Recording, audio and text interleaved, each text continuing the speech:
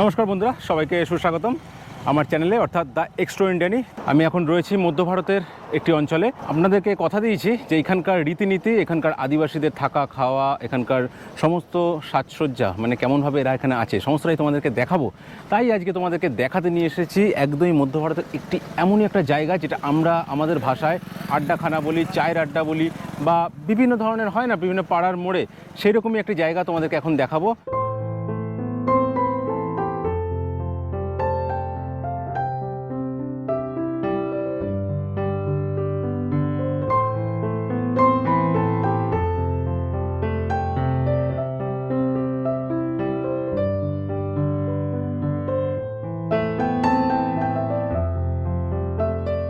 আমি কিছুটা হয়তো ড্রোন ভিউতে আমি দেখাতে পেরেছি এবং দেখাবো।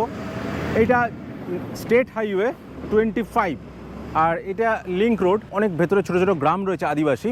তো এখন এমন একটি জায়গায় দাঁড়িয়ে রয়েছে, খুব ইম্পর্টেন্ট একটি মোড়, সেই মোড়টায় দাঁড়িয়ে আছে। কিন্তু আমি কেন এই ভিডিওটা বানালাম সেটা সম্পূর্ণ দেখাচ্ছি যে এইখানকার আদিবাসীদের একটা ছোট্ট বাজার বলুন বা তাদের পসার নিয়ে বসেছে কত সুন্দর করে। আমি দেখাবো সেই সমস্ত একটু বাণিজ্য কেন্দ্রিক আদিবাসীদের চিন্তাভাবনা। দেখুন, প্রথমে আমি দেখছি ছাপোস একটি দোকান এবং চারিদিকে ছাউনিটা খেজুর পাতার এবং খুব সারি সারি তিনখানার দোকান রয়েছে। দোকানগুলোর মধ্যে বৈশিষ্ট্যগুলো হলো এখানকার দোকানে কিন্তু পাওয়া যাচ্ছে পেট্রোল বা ডিজেল এবং ভাজিয়া রয়েছে। ভাজিয়ার সাথে সাথে বিভিন্ন ডিম সমস্ত কিছু রয়ে গেছে। আমাদের ওইখানকার মতোই সাধারণত চায়ের দোকানে যেমন করে আড্ডা মারে মানুষ, ঠিক সেরকমভাবে বিকেলবেলায় তারা আড্ডা মারছে, বসে আছে এবং কয়েকটা দোকানিও দেখা যাচ্ছে। লাউ বা এখানকার আদিবাসী ভেতরের যেসব জিনিসপত্রগুলো সেই সব। দেখুন, এই লাউটা কিন্তু আমি কলকাতাতে কখনো দেখিনি।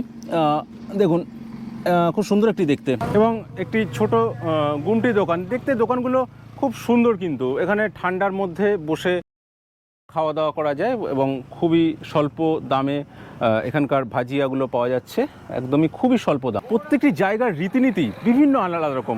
যেমন দেখুন, বলতে পারা যায় দক্ষিণ যদি চলে যায়, দক্ষিণ ভারতে তাদের অবস্থা বা তাদের ব্যবস্থাপনা ঠিক অন্য রকম। তাই আজকে আমি যেখানে রয়েছি মধ্য ভারত এবং মধ্য ভারতের আদিবাসী অঞ্চলগুলোতে, সেইখানকার মানুষগুলো কেমনভাবে রয়েছে, তারা কেমনভাবে তাদের জিনিসপত্রগুলো বেচাকেনা করছে, আমি সেগুলো একটু দেখিয়ে দেবো।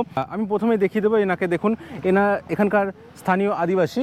আর কি কি জিনিস আছে এখানে? কুন্দ্রু বলে এটাকে, কুন্দ্রু বলে এটা শশা মানে অর্থাৎ खीरा बोलते हैं क्या? हाँ। और एक क्या चीज़ है माजी?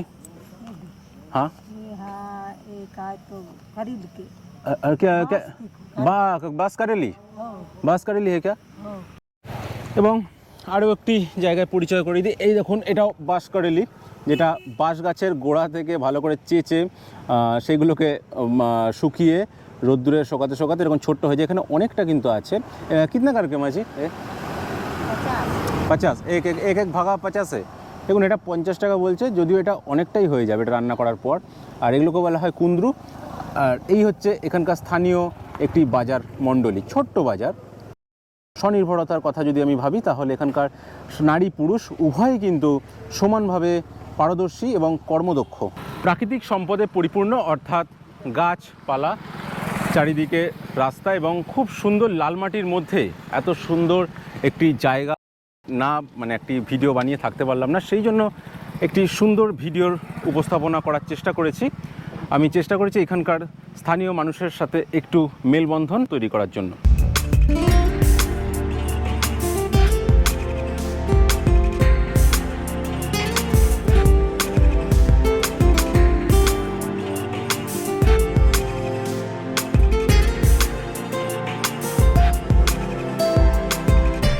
আমি এখনই একটি স্বনির্ভর এখানকার দোকানি অর্থাৎ আদিবাসী এক মহিলা, তিনি কেমন করে দোকান চালাচ্ছে আমি সমস্তটাই দেখাবো। আমি একটু তার মুখ থেকে শুনে নেব।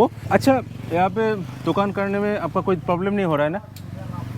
कोई प्रॉब्लम, कोई दिक्कत आ रहा है क्या? हाँ, नहीं ना? मेरा 3 बेटा है। अच्छा। हमारा जमीन 2.5 एकड़ है। अच्छा। कौन सा जिंदगी करेगा हमारा मेरा बेटा? अच्छा। एक लोग स्कूल चपरासी है। आपका दुकान कितना साल से है यहाँ पर? 1.5 साल हुआ। 1.5 साल हुआ। बढ़िया। और क्या क्या मिलता है भजिया में? सब भजिया ही मिलता है और कुछ मिलता है क्या?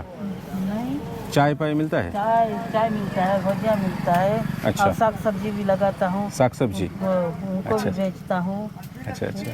তো মোটামুটি শুনলেন যে এখানে শাকসবজি, মোটামুটি ভাজিয়া, চা সমস্তটাই পাওয়া যায়। এরকম একটা জায়গাতে একটা আড্ডা মারা সত্যি দারুণ অভিজ্ঞতা। আর সত্যি পড়ন্ত বিকেলে এরকম নির্জন জঙ্গলের মাঝে ছোট্ট দু চারটি দোকান দেখতে দারুণ সুন্দর লাগে। মনে হয় যেন এখানে কিছুটা সময় কাটাতে পারলে খুবই ভালো লাগবে। আরেকটি জিনিস যেটা তোমাদের কাছে সবসময় চেয়ে এসেছি, সেটা সবসময় বলবো, তোমরা প্লিজ সাপোর্ট করো, ভালোবেসো, চ্যানেলটিকে সাবস্ক্রাইব করে দিও, কারণ তোমরা পাশে না থাকলে কোনো কিছুই সম্ভব নয়। তোমাদের পাশে থাকাটা একান্তই কাম্য। তো বন্ধুরা, আজকের ভিডিওটি বেশি দীর্ঘ করব না। আশা করছি তোমাদের ভিডিওটি ভালো লেগেছে। ভিডিওটি আজকে এখানে শেষ করছি। দেখা হচ্ছে পরবর্তী কোনো একটি ভিডিওতে, পরবর্তী কোনো একটি অধ্যায়।